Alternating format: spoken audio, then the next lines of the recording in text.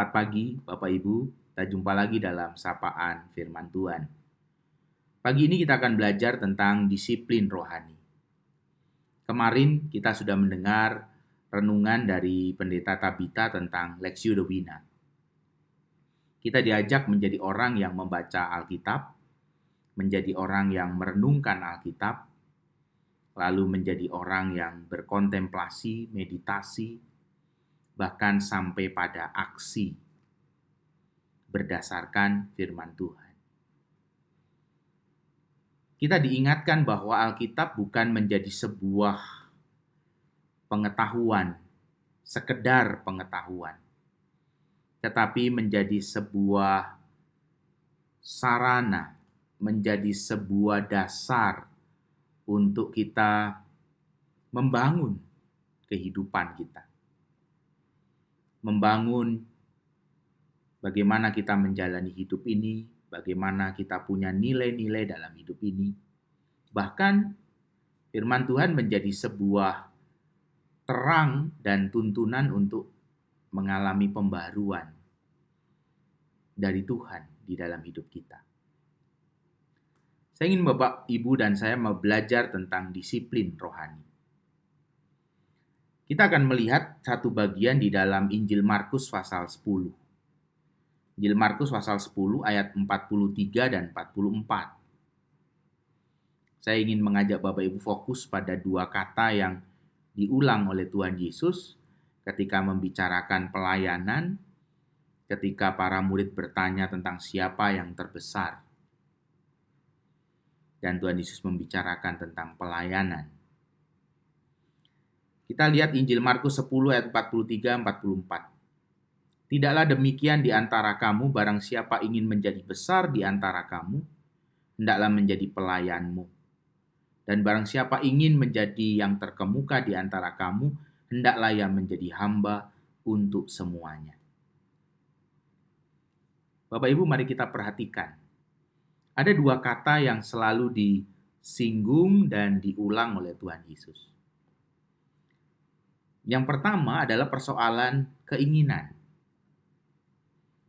Dan yang kedua adalah sesuatu yang merupakan keharusan. Ada dua hal.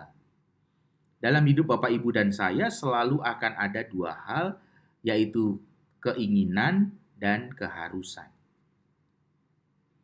Dikatakan oleh Tuhan Yesus bahwa di dalam mengikut Kristus, setiap orang ingin. Dan Tuhan Yesus mengatakan, hendaklah. Setiap orang ingin. Dan Tuhan Yesus berkata, hendaklah.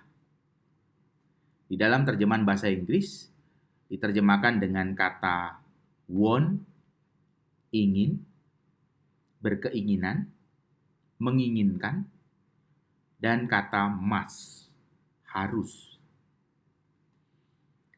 Seringkali di dalam kehidupan Bapak, Ibu, dan saya mengikut Kristus, kita sibuk untuk fokus pada persoalan ingin, tanpa menjadikan harus, kata harus menjadi sebuah kehidupan di dalam hidup kita.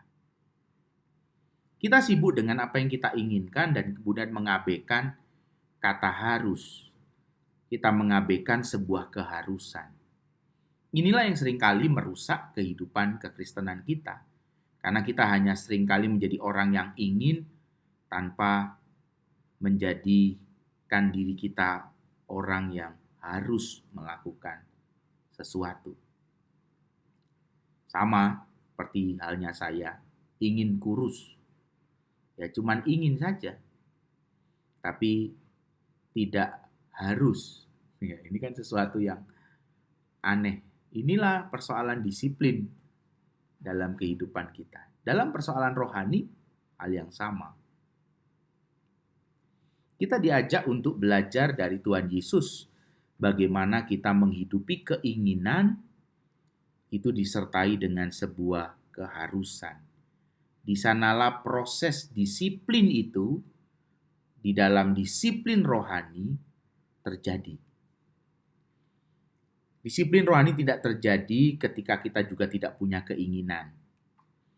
Disiplin rohani juga tidak terjadi kalau kita tidak kemudian melanjutkan keinginan itu dengan sebuah keharusan.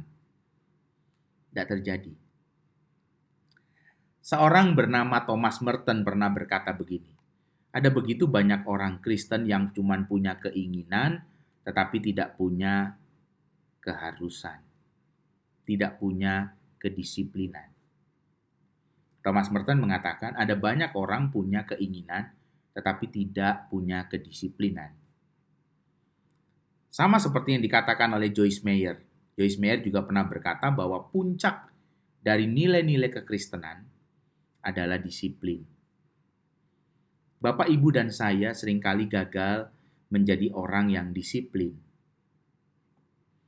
Tanpa menjadi orang yang disiplin, maka sesungguhnya kita sedang hidup untuk diri kita sendiri. Karena kita tidak mengerjakan apa yang menjadi kehendak Tuhan. Ketika kita hanya bicara tentang keinginan, maka itu pastilah bicara tentang diri kita sendiri. Kita hanya mau menjalani seperti yang kita mau, tanpa pernah peduli dengan apa yang Tuhan mau. Disiplin rohani menjadi penting, termasuk di dalam membaca firman, di dalam berdoa, di dalam kehidupan Bapak, Ibu, dan saya, di dalam segala aspek kehidupan ini. Bagaimana kita punya keinginan dan di dalam keinginan itu kita menempatkan Tuhan, menjalankan semua keinginan itu di dalam kehendak Tuhan.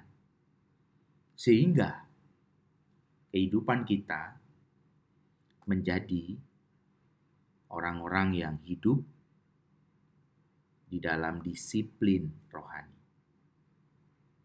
Marilah hidup di dalam disiplin rohani, seperti yang Tuhan ajarkan.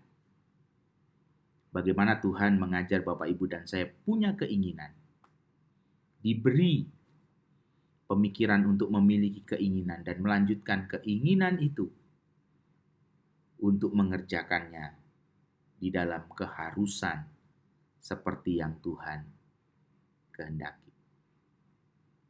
Supaya kita menjadi berkat melalui kehidupan yang dibangun dalam disiplin rohani.